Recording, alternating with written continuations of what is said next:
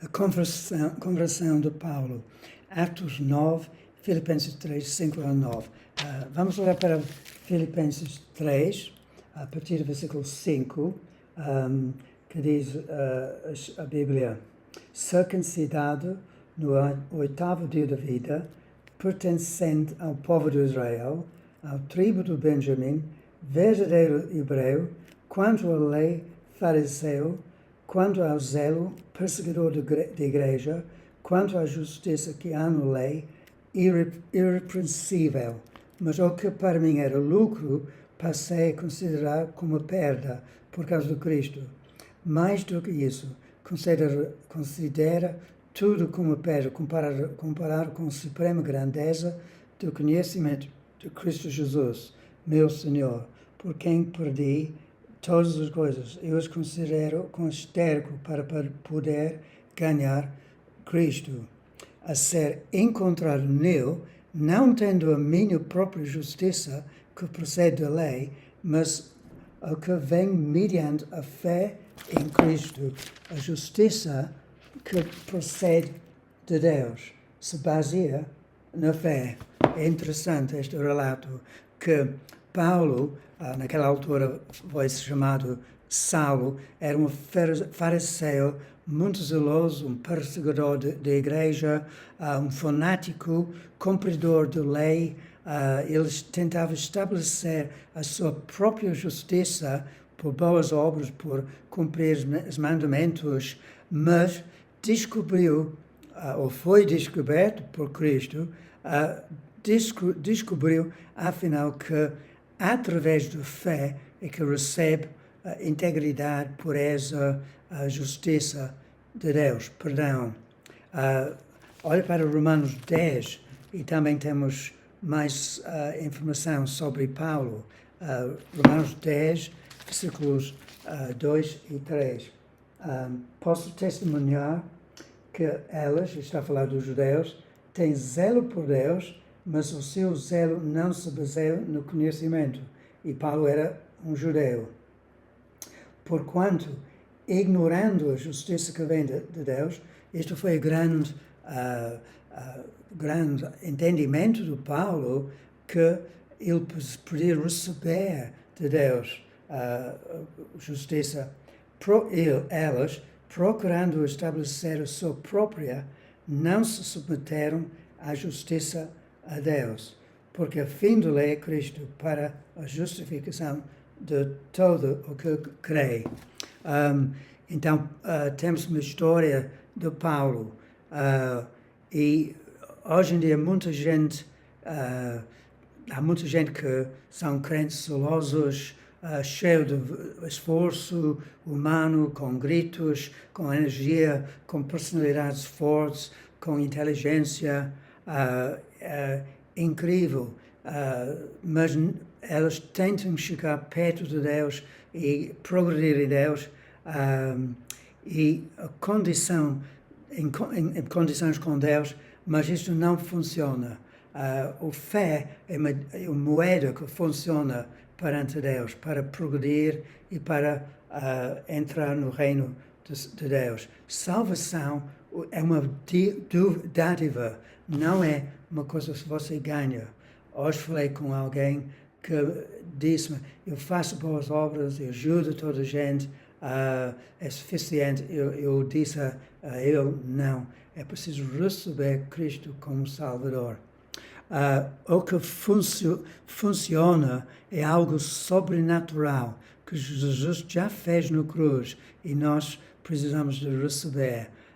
Em Zacarias 4, versículo 6, diz: nem por força, nem por violência, mas pelo meu Espírito, diz o Senhor. A maior parte do zelo na igreja é carnalidade, é esforço, energia para cumprir os mandamentos. Atos 2, 22, 3 diz que Paulo era treinado como advogado nas leis, muito educado, intelectual e, como já acabei de ler, irrepreensível no exterior. Mas no interior eu estava cheio de ciúmes, ira, e violência. Atos 7, 58, começa com a história de Paulo, no livro dos Atos, onde quando Estevão foi morto e apedrejado, e versículo 58, 7, 58 Atos, arrestaram-no, Estevão, para fora da cidade, começaram a apedrejá-lo. As testemunhas deixaram seus mantos aos pés de um jovem chamado Saulo. Enquanto apedrejavam Estevão, esta orava: Senhor Jesus, recebe o meu espírito. E Paulo consentiu à morte dele. A vida de Estevão, com certeza, fez um impacto muito grande em Saulo. Capítulo 8 diz, 8, versículo 1 a 3, o Saulo estava ali consentindo na morte de Estevão. Naquela ocasião, desencadeou-se grande perseguição contra a igreja em Jerusalém. Todos, exceto os apóstolos, foram dispersos pelas regiões do Judeu e de Samaria. Alguns homens piedosos sepultaram Estevão e fizeram por ele grande lamentação. Saulo, por sua vez, devastava a igreja, indo de casa em casa, arrastava homens e mulheres e os lançava na prisão. Agora temos aqui uma visão de Paulo, a história de uma pessoa completamente revoltada contra a igreja. E a história do Atos 9 é a conversão dele, de um homem extremamente violento. E ele devastava a igreja. Por quê? Porque ele considerou a igreja uma grande ameaça ao judaísmo. No íntimo, ele começou a considerar Jesus como Messias, ele começou a pensar, mas ele rejeitou esta ideia. Ele revoltou contra Deus. Desta forma, ele perseguiu os crentes que representavam Deus na terra. Ele estava zangado com Deus e a igreja. Ele era um homem extremamente cheio de ira e zelo. E pegamos em capítulo 9, uma nova fase de perseguição, não só em Jerusalém, mas Paulo começou a perseguir os crentes fora de Jerusalém. Versículo 1, enquanto isso, Saulo ainda respirava ameaças de morte contra os discípulos do Senhor. Dirigindo-se ao sumo sacerdote, pediu-lhe cartas para as sinagogas de Damasco, de maneira que, caso encontrasse ali homens e mulheres que pertencessem ao caminho, pudesse levá-los presos para Jerusalém. É uma fúria dentro do coração dele para exterminar, para tirar para fora e acabar com esta religião. Existe neste mundo muitas religiões que são completamente perseguindo os crentes. Budismo, taoísmo, comunismo, podemos considerar comunismo uma religião, islamismo, catolicismo nos lugares mais pagãos. E é uma luta espiritual contra crentes. Então Paulo foi até Jerusalém para pedir autorização dos líderes para prender os crentes em Damasco e para levar os crentes preso para Jerusalém. Ele andava no cavalo. E 3 coisas incríveis aconteceram. E nós podemos pegar isto em Atos 9, 3 a 5. Em sua viagem, quando se aproximava de Damasco, de repente brilhou ao seu redor uma luz vindo do céu. Ele caiu por terra e ouviu uma voz que lhe dizia: Saulo, Saulo, por que você me persegue? Saulo perguntou: Quem és tu, Senhor? Ele respondeu: Eu sou Jesus, a quem você persegue. Levante-se, entre na cidade. Alguém lhe dirá o que você deve fazer. Então temos 3 coisas incríveis. Primeiro, ele viu uma luz brilhante ao redor dele, uma luz tão resplandecente que ele não podia ver mais, ele ficou cego. Isto foi uma expressão da glória de Deus, a Shekinah. Paulo viu Deus de certa forma, a expressão de Deus, ele não viu a forma de Deus, mas ele viu esta luz. No segundo lugar, ele caiu no chão, na presença de Deus, em arrependimento. Ele foi transformado, ele foi colocado por baixo. Isto é importante, que ele estava no pó, depois de ser um homem de muito destaque, com muito poder, com muita autoridade. Agora não, ele está mesmo com o ajoelhado, prostrado, caindo no chão. No terceiro lugar, ele ouviu uma voz, a voz de Jesus, a falar: por que me persegues? É duro recalcitrar contra os aguilhões, diz em outro capítulo de Atos. Então, havia uns picos na vida de Paulo e Jesus diz: quem és tu? Paulo diz, agora Paulo diz: quem és tu, Senhor? Jesus respondeu: Senhor Jesus, sou Jesus a quem tu persegues. Paulo reconheceu que Jesus era o Senhor, Messias, era Deus. É importantíssimo que uma pessoa que se converte reconheça que Jesus é o Senhor. Atos, eu já li que ele ouviu uma voz para dirigir, para levantar e ir para a cidade. Versículo 7. Os homens que viajavam com Paulo, ainda em capítulo 9 de Atos, viajavam com Paulo, pararam amudiçados, ouviam a voz, mas não viam ninguém. Saulo levantou-se do chão e, abrindo os olhos, não conseguiu ver nada. Os homens o levaram pela mão até Damasco. Por 3 dias ele esteve cego, não comeu nem bebeu. Então Saulo obedeceu Deus. Esta é uma marca, uma das marcas mais importantes de um discípulo, obediência à voz de Deus. Ele era cego, entrou em jejum 3 dias e com certeza com o processo de arrependimento, meditação sobre o sentido da luz e a voz. A luz era tão brilhante, assustador. Jesus se revelou ao Paulo e nós podemos dizer: sim, mas não foi assim na minha conversão, eu quero igual a esta, mas não pode ser.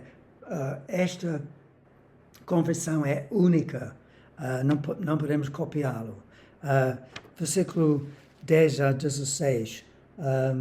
Em Damasco havia um discípulo chamado Ananias. O Senhor o chamou numa visão. Ananias, eis-me aqui, Senhor, respondeu. O Senhor lhe disse: vá à casa de Judas, na rua chamada direita, e pergunte por um homem de Tarso chamado Saulo. Ele está orando. Numa visão, viu um homem chamado Ananias chegar a impor-lhe as mãos para que voltasse a ver. Respondeu Ananias: Senhor, tenho ouvido muita coisa a respeito desse homem e de todo o mal que ele tem feito aos seus santos em Jerusalém. Ele chegou aqui com autorização dos chefes dos sacerdotes para prender todos os que invocam o teu nome. Mas o Senhor disse a Ananias: vá, este homem é o meu instrumento escolhido para levar o meu nome perante os gentios, os seus reis e perante o povo de Israel. Mostrarei a ele o quanto deve sofrer pelo meu nome. E ele viu esta visão. É impressionante aqui que Paulo foi o instrumento mais usado por Deus para estabelecer igrejas, para formular teologia do Novo Testamento de salvação. Um homem de destaque incrível, com uma mente brilhante, mas Deus revelou, provavelmente em Arábia, o Evangelho. mas Ananias era um homem simples, um homem desconhecido, nunca mencionado outra vez na Bíblia. Então isto mostra que Deus pode usar um homem muito forte, muito dotado, com muitos dons de evangelismo, de pregação, com teologia, como ele pode usar um simples instrumento como Ananias. Versículos 17 e 19. Então Ananias entrou na casa, pôs as mãos sobre Saulo e disse: Irmão Saulo. Ele chamou Saulo irmão. Ele reconheceu que era um crente agora, fazer parte da igreja. Irmão Saulo, o Senhor Jesus que lhe apareceu no caminho por onde você vinha, enviou-me para que você volte a ver e seja cheio do Espírito Santo. Imediatamente algo como escamas caiu dos olhos de Saulo. Ele passou a ver novamente. Levantando-se, foi batizado. Depois de comer, recuperou as suas forças. Então Paulo recuperou a visão. E esta história é incrível. Paulo recebeu o Espírito Santo, Paulo recebeu sua visão, Paulo foi convertido, Paulo foi visitado de uma maneira totalmente sobrenatural na rua para Damasco. Mas o que nós podemos aprender através deste relato? 5 coisas na conversão de Paulo se destacam. Primeiro, a chamada de Deus é progressivo. Paulo foi impactado pelos aguilhões antes da conversão. O próprio acto de conversão foi rápido, mas por algumas crentes é muito longo. Não podemos copiar Paulo. Uma pessoa precisa ouvir o Evangelho pelo menos 10 vezes antes de render a sua vida a Cristo. Há muitas influências, pode ser natureza, um filme, várias intervenções, várias palavras que fazem com que uma pessoa se rendesse a Cristo. Número 2, é necessário experimentar um encontro pessoal com Jesus, vivo. É importante ver a santidade de Deus, o seu pecado, ver quem Jesus realmente é, o Filho de Deus, Deus numa forma humana, Jesus que vai julgar toda a humanidade, Jesus cheio do amor que deu sua vida na cruz, cheio de perdão. É preciso uma conversão verdadeira, seja dramático ou não. É preciso uma transformação, uma salvação do pecado, uma libertação do pecado, do poder da culpa, uma experiência de perdão, uma limpeza, uma tranquilidade no coração, paz com Deus. Este é número 2. Número 3, há uma necessidade de ouvir a voz de Deus na sua vida, de ouvir a mensagem do Evangelho, ou por pregação, ou testemunho pessoal, ou no interior, ou na leitura bíblica. Algumas pessoas experimentaram visita de um anjo, uma visão, especialmente nos países muçulmanos. Número 4, a transformação que Paulo experimentou foi devido à graça de Deus. Deus converte a alma. Eu vou falar um pouco mais sobre isto, sobre o facto que Paulo é um representante, um exemplo, mais tarde.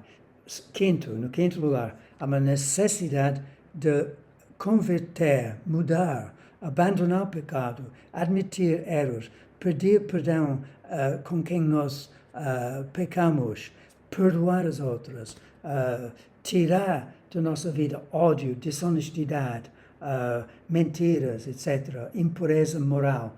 Senão, a fé em Cristo é um vão, é só uma religião. Agora quero acabar com aquilo que eu mencionei. Em 1 Timóteo 1:16, temos aqui a razão maior, porque Deus escolheu Paulo, um homem extraordinário. Versículo 16, 16.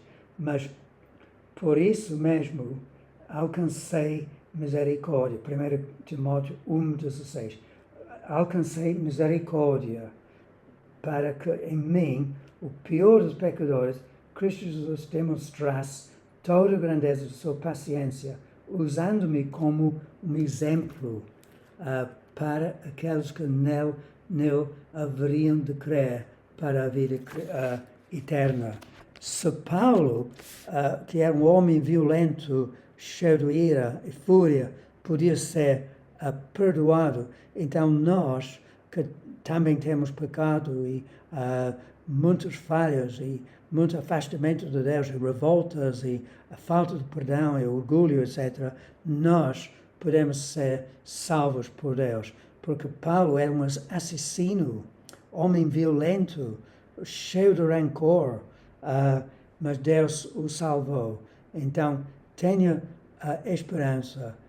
O pior pecado que você tem, se você afasta o pecado, afasta o egoísmo, Deus te pode salvar. Ele já fez tudo na cruz. É uma questão de receber pela fé salvação, a libertação, o resgate da sua alma. Amém.